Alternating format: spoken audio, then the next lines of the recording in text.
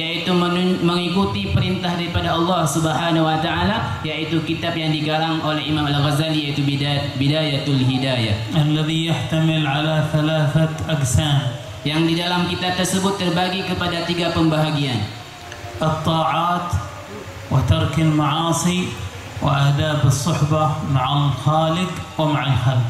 Yang pertama sekali adalah tentang ketaatan, yang kedua adalah tentang maksiat ataupun meninggalkan maksiat, yang ketiga adalah bagaimana cara kita bermuamalah dengan Sang Pencipta yaitu Allah Subhanahu wa taala, juga dengan para makhluknya Allah. Muhammad, kita letakkan kesediaan untuk Tuku Nazar dari Dayah Tanah Merah untuk menjadi tarjim daripada beliau.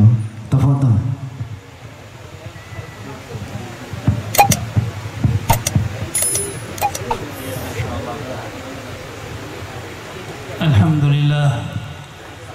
Alhamdulillah Rabbil Alamin. Allahumma salli wa sallim ala Sayyidina Muhammadin wa ala ali Sayyidina Muhammad miftahi babi rahmatillah adada ma fi ilmillah salatan wa salaman daimaini bidawami mulkillah, amma ba'd.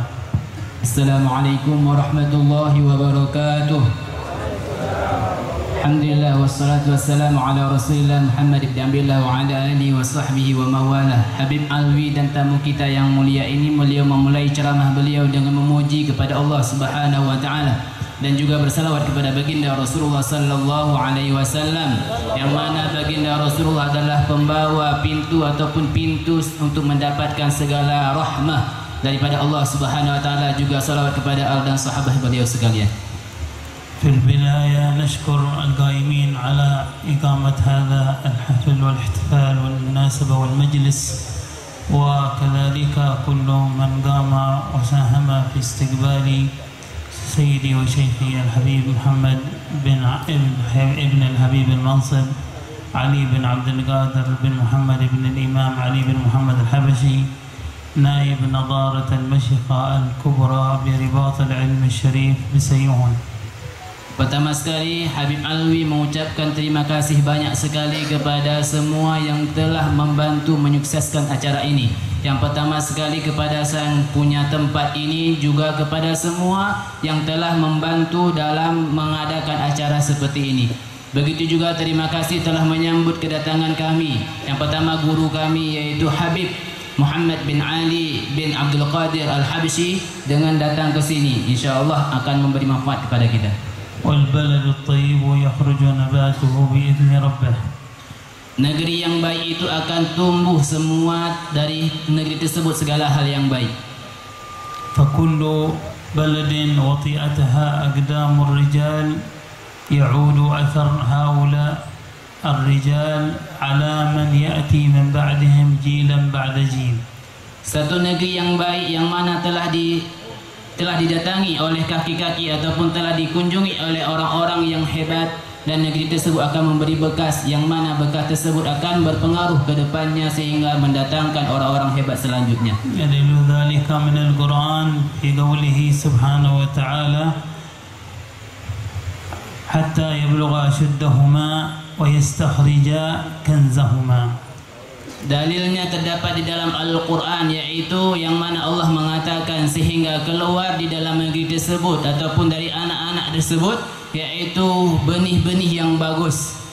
في هذه القصة أمر الله سبحانه وتعالى الخضر مع نبي الله موسى أن يبني لطفلين صغيرين جدار تحته كنز لمن لهما كان جدهما السابع صالح. Kisah ini yang diceritakan oleh Allah Subhanahu wa taala dalam Al-Qur'an tentang Nabi Khidir dengan Nabi Musa alaihi salam, yang mana Allah memerintahkan kepada dua nabi ini untuk membangun dinding yang telah roboh punya seorang anak yatim, yang mana anak yatim ini adalah ditinggalin oleh orang yang baik. Siapa yang baik tersebut adalah kakek mereka berdua, artinya pengaruh dua orang terdahulu. وهذه البلد قد وطئتها قدم الإمام الحبيب أبو بكر بن حسين بن فقيه الذي كان منهجه الاتباع للنبي محمد صلى الله عليه وآله وصحبه وسلم في الأقوال والأفعال.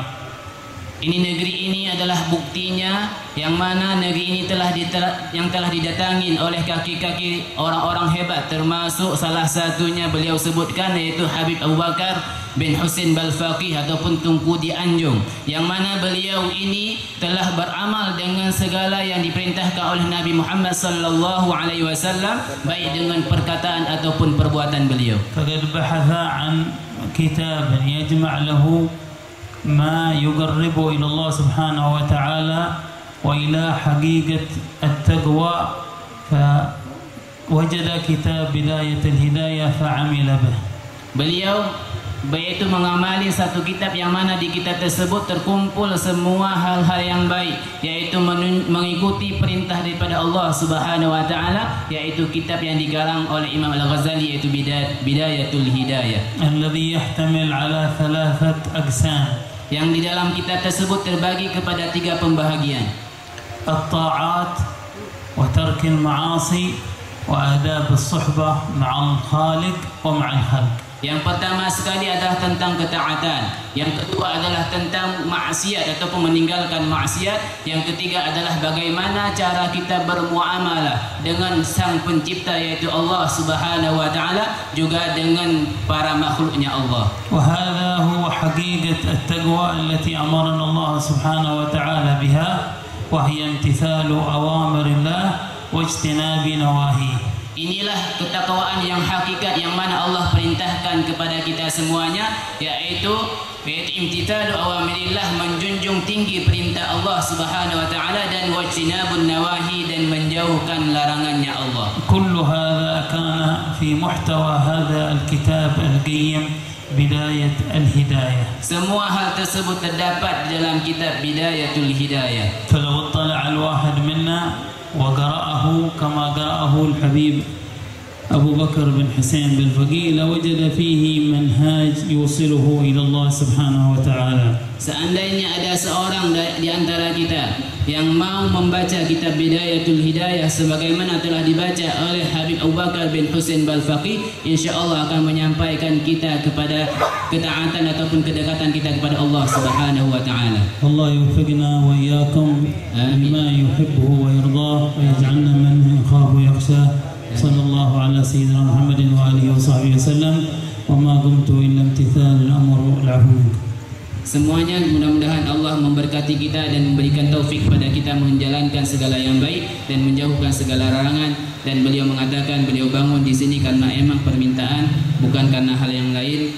Assalamualaikum warahmatullahi wabarakatuh.